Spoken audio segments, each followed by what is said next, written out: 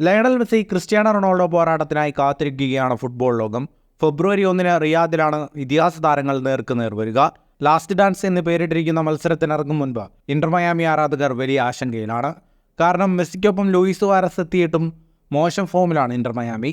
2 സൗഹൃദ മത്സരത്തിൽ 1-ൽ തോറ്റു, മറ്റൊന്നിൽ സമനില. റൊണാൾഡോയുടെ അൽ നസറിനൊപ്പം അൽ ഹിലാലിനെയും ഇന്റർ മയാമിക്ക് നേരിടാനുണ്ട്. നിലവിലെ ഫോം അനുസരിച്ചാണെങ്കിൽ ഇന്റർ മയാമിക്ക് ഈ 2 മത്സരങ്ങളിലും വിജയിക്കുക അത്ര എളുപ്പമല്ല. ഇന്റർ മയാമി കളിച്ച ടീമുകളേക്കാൾ കരുത്തരാണ് അൽ നസറും അൽ ഹിലാലും.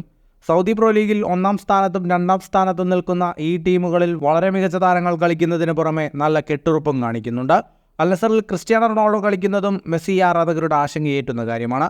ഗ്ലോബ് സോക്കർ അവാർഡ് വാങ്ങിയതിനു ശേഷം ലയണൽ മെസ്സിക്കെതിരെ പരോക്ഷമായ രീതിയിൽ റൊണാൾഡോ വിമർശനം നടത്തിയിരുന്നു.